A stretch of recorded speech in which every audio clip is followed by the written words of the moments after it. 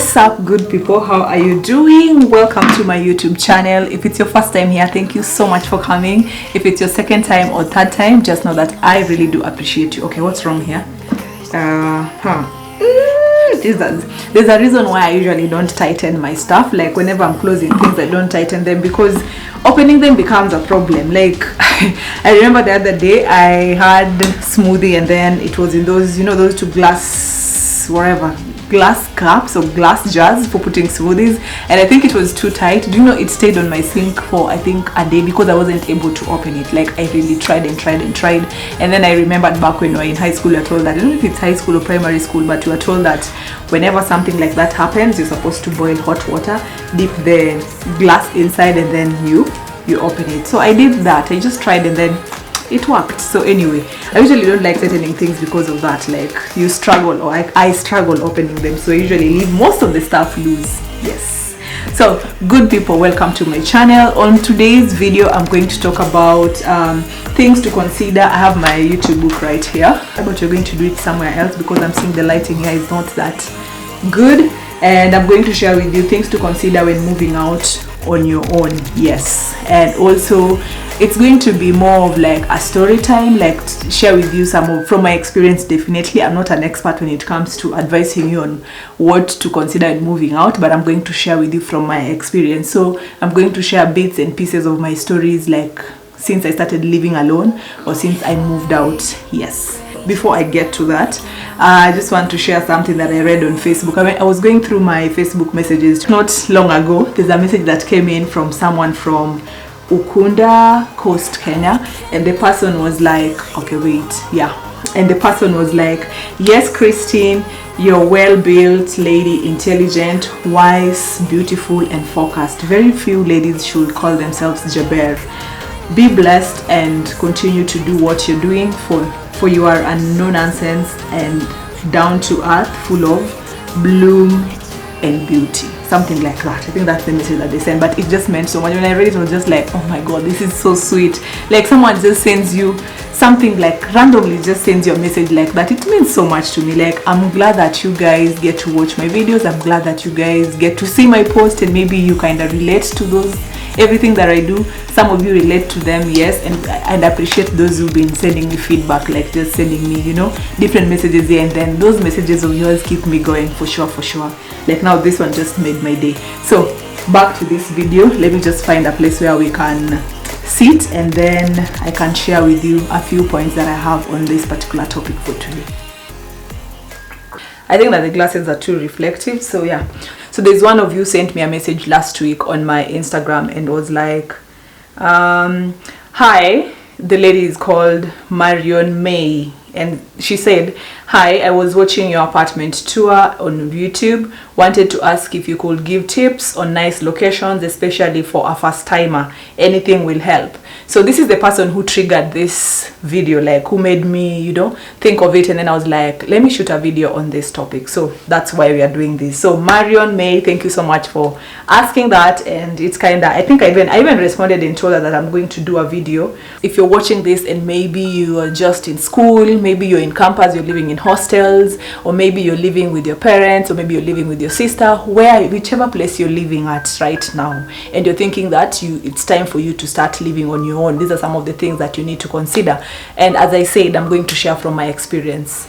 Yes. So the first thing is you need to have a budget. Yes, at least you need to know what can you afford, like what can you pay for. Let's say when it comes to a house, can you afford a 1-bedroom, can you afford a bed sitter, can you afford a 2-bedroom, depending on your background again. Because I know there are people who they have money in their bank account, they've been saving since they were kids, like maybe they had their parents opening for them bank account, so they have some money in their own, like in their name, you know, and maybe the people also have parents who can support them when it comes to living alone.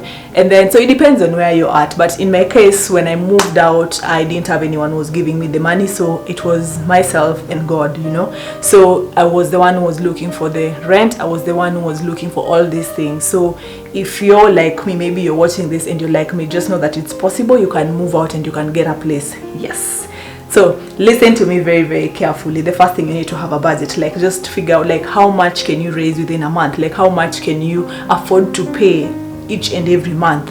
So in my case, I moved to, again, I said it was going to be a story time. So yeah, when I moved out, I was around 19, about 19 or 20 years. So I moved to some hostels, and the reason I was moving to those hostels is because we were going to have food, there was bed, they had stuff. What I needed with me was just clothes and, you know, like at least books. I joined college, so I was like, I needed to get closer to school. So I moved to this hostel, which was not too far from CBD. My classes were in CBD, so of course I used to go every day to CBD. So I moved at a place whereby I could walk from there to CBD. So I moved at a place where I was paying, the hostel was around, I think, 6,500 per month. Kenya shillings, that is. That's like around, maybe let's just say $65, which might be even less or more, I don't know. Yeah, so anyway, so that's where I moved. So I stayed there for 3 months. When I stayed there, I was just like, I mean, like, I've been paying this money in these hostels, yet I can actually start my life, you know, by this particular amount of money that I'm paying here. I can find a place where I can stay. So by that time, I'd done my research, like in terms of the places, the estate around CBD, and I landed in South B. And when I got to South B, I got to these houses where I could pay 6,000. They were like hostels, but now the difference is you could cook for yourself. Like, you could buy your stuff, you could have your telly in your room, you could do everything by yourself. You're not relying on someone like going to eat the food from the dining area or whichever, you know. So this one, you're just like, they were providing bed, they were providing mattresses, but the house was going for 6,000. Like, the rent was going for 6,000. It was coming, I was not paying for electricity, I was not paying for water, the same as the hostel where I was staying before. And I was not going to pay for deposit. You see, when you move to a house, they usually ask you to pay for a deposit before, like as in at least 1 month deposit, and then now you pay the rent for that particular month. But in this case, this particular place, they were not asking for a deposit. So that is one of the things that I checked, and I realized, I mean, like, it's just like paying for my rent, you know. Yeah, so that's how I ended up there. So again, you need to have a budget. That 6,000, at least I knew I could get it, I could work, and I could afford that. And it never used to come easy like that. Like, I used to work my ass off and just to make sure that I have it, because I was in college, remember, and I was doing all these things, you know. Like, I did some ushering, I did some dancing. Yes, so that time I think we used to go somewhere, like places to dance, and then they could give us like at least 1,500. That is during a week, during the weekend, or maybe just maybe for weddings also you could dance, and then you were given money. So at least I was just trying to raise this money, because 6,000 was also something that I think I could raise. And I also thank God for bringing my Stompers, by the way. Stompers is the dance group that I used to dance with, and they really added a lot when it comes to when I was living alone at that particular time, because I remember that days they could help me pay rent, by the way, and I thank them for that, and I thank God for bringing them in my life at that particular time. And when I said budget, I think I'm going to give you more stories. Gosh, this video should not be long. Oh my God. Anyway, so the budget, you need to know at least where will you be getting food from. The first thing I said is I moved to the hostel where there was food, so I was not thinking about food. The only thing I was thinking of was maybe lunch, when I was in school. But I mean, later on in the evening you could find food in the hostel. And then again, there are days I could carry the breakfast, like the mandazis that we're getting for breakfast, and just go with them to school. So that would be my lunch. So when you have a place whereby they are providing food, at least you don't think of food that much. So that's something that you can consider. Another thing is transport. You know, when you're thinking of a budget, you're thinking of your transport. How are you going to go from one place to another, you know? So that's another thing. Where I was staying, I could walk to school. If you're watching this on, maybe you're working, you're a student, or you're working, you're employed somewhere, you need to at least have budget, like in terms of transportation from where you'll be staying to where you'll be working. So there are some of the things you need to consider. And something else that I think you need to consider is also when you're working on your budget, is it a place where you're going to pay for water, electricity, all those things? So if you can do away with those ones, please do that. Like, when you're beginning, please just try and keep your budget very like equal. You pay very little, like in terms of don't look at places where you have to pay for water, you have to pay for CG electricity, you have to pay for CG, you know, all those things. So if you are starting, you're very fresh, I think that is something I would recommend. But if you're working, you need to put that in your budget. If you're moving to a house whereby you need to pay for water, electricity, na hizo vitu zingine, there's also garbage, you know, like such things. Yes. And the second point is When house hunting, please, when house hunting now, double check on the lighting, especially if you're someone who works from home like me, or maybe you're someone who will be studying in the house. Like, make sure that you go and look for a house whereby you will get, what do you call it, like you will get natural lighting during the day. And yeah, and I can give an example. When I moved to my third house, by the way, this is the fourth one. When I moved to my third house, it was in Langata, and when I went to look for that house, I went, I think during the, I don't know, it was during, I don't know if it was at night or in the evening, I don't know what happened, but for some reason there were not, like, the lighting was not, especially my last house. I used to live on the third floor, and then I don't know what got into me, and then I was like, let me just change houses and then move to first floor.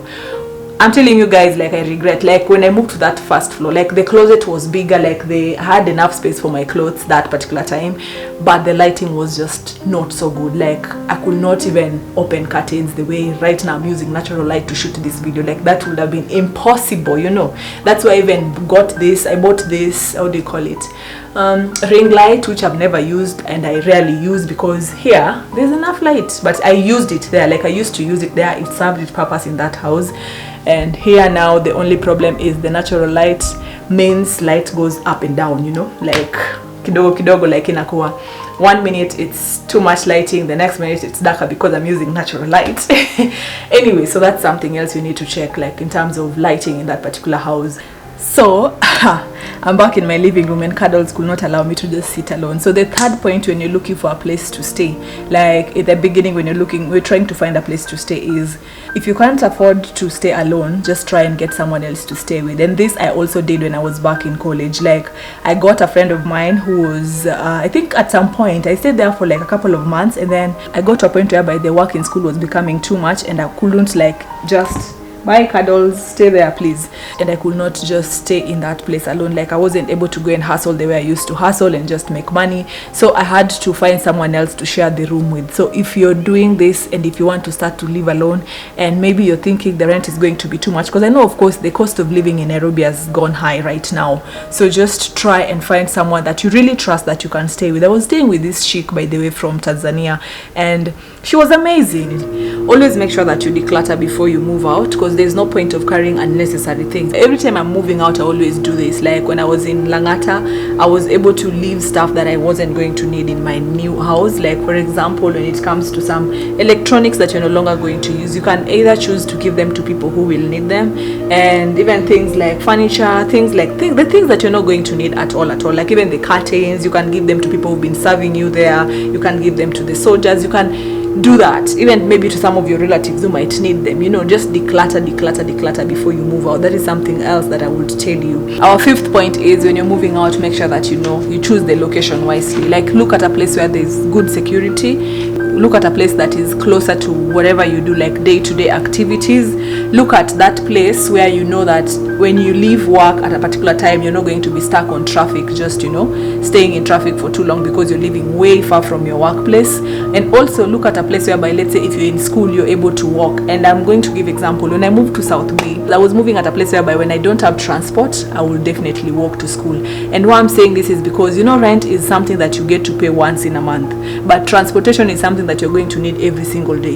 And the fact that my job, like, I wasn't fully employed at that particular time, I was doing all these side gigs to just give me money, it meant that I was not going to have like that continuous money kila siku, so there are days that I would stay without. But I thank God, because I can't remember walking to school like many days. But of course, because South B is just there and CBD is just there are many people walking at that particular like in the morning going to school. People are going to Kenya Poly, people are going to like, there are many people we could walk with together, like in the morning, just to go to school. To just find a place whereby when worst come to worst, you can walk to your day-to-day activity. Like, let's say if it's in the office, you can walk to that office when worst come to worst. Yes, so location is very, very important. Security, just go to a place where there is good security, because you don't want the things that you're investing in, you don't want people to come and steal them. Like, when you've traveled, maybe gone for a holiday, or maybe gone to see your parents, and then kidogo your house has been broke into, and then there are people who are stealing things from your house. So please watch out on that. The other point is, start buying things as early as possible. Start buying them kidogo. For example, if you're planning to move to a new house, you might need a mattress. Not that you might, you're going to need a mattress, you're going to need maybe bed sheets, you're going to need All those bedding, yes, you're going to need them. You're going to need curtains, you will need utensils, you might need gas cylinder, you might need quite a number of things. I know moving out is such an expensive affair, by the way. So these things, you need to start buying them mapema. Things like bed, things like mattress. And by the way, you don't necessarily have to buy a bed when you're moving out. If you really want to move out, you don't really need to buy that bed immediately. You can buy it later. You can start by buying the mattress. In my second house, when I moved from that house in South B, the one at where I was staying, the one that was just a single room and the washroom was outside, you know, everything was outside. I wasn't paying for electricity, I wasn't paying for water. In that particular house, I'm telling you guys, when I moved out of it, I went to bed sitter now, an SQ, and in that SQ I was sleeping on the floor, like many of us, by the way. I moved out to that house and I was sleeping on the floor, like I didn't have a bed at all, so I was sleeping on the mattress. That's what I had. I didn't have a telly. Like all these things came slowly by slowly. The fridge came way later, you know, like all these things, just buy them kidogo. Don't wait to have everything, because trust me, you might not even have everything. Like if you start, like even in my house, my current house, when I look at that wall, I'm like, I need to get that. Like when I look at that side, I'm like, I need a dining table. If I was waiting for me to have all these things for me to be able to move, I would still be living in Langata, where there was not much light, you know, and I will not be shooting this video right here like this. So just move with what you have, and then the rest will just come with time. The last point is, don't settle. Like once you've moved in a house, example is you've moved in some SQ, and then you start buying stuff one by one. Just buy things slowly by slowly until you feel like now you have to move to a bigger space because that house is becoming smaller. Don't settle at so kishafika in an SQ, you're like, you know, I've made it, so you're just trying to, you start settling. You need to grow every single day. Like if you move from that SQ, you're going to aim higher, like go to a 1-bedroom, then kidogo you'll move to a 2-bedroom, kidogo you'll move to your own house, now buy your own house. Just have those goals, you know, like don't settle. Like now you're living in a 2-bedroom, you're like, this is it. You're living in a 1-bedroom, you're like, this is it. Aim at having your own, like having your place where by now you're not going to be paying someone rent every single day. Like just panda kidogo. My first house was living, not even my first house, but the first place I stayed in was that hostel where I was paying 6,500. Then I moved to that other hostel, which was a house where I could now buy my gas cylinder and then cook by myself. I bought a tail in that house. I was paying for 6K. Then I moved to another house, which was a bed sitter in South B, still in South B. Like now moved to now the estate, where I was paying slightly higher. I'm not going to keep touching on the rent, by the way, but I was paying slightly higher. And then from that bed sitter, I went to a 1-bedroom. And then I stayed in that 1-bedroom. Then I think I felt like I just needed to change again. I moved from that 1-bedroom to another 1-bedroom, same building.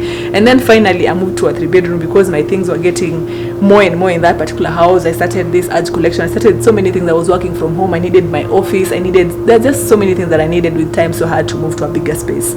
So yeah, so don't settle. And even in this house, there's still like things that I need to do. And this is not the end of it. Like I still need, you know, like we're human beings. Atutoshekangi, by the way, as in I'm just saying, but as in don't make it look like you're not appreciating where you're at, you know. As much as I'm saying you don't settle, but appreciate where you are, but aim for the better, like something way better than what you're having right now, because there's always something better waiting for you. Yeah, so good people, we've come to the end of this video. I hope there's something that you've learned from it, especially if you're planning to move out or maybe start to live on your own. I hope there's something that you've picked from this video that you're going to apply. If there's any topic that you'd like me to talk about, please don't hesitate to leave a comment on the comment section. Let me know what it is, and then I'll be able to do something like that. I'll be able to shoot something for you and respond to it.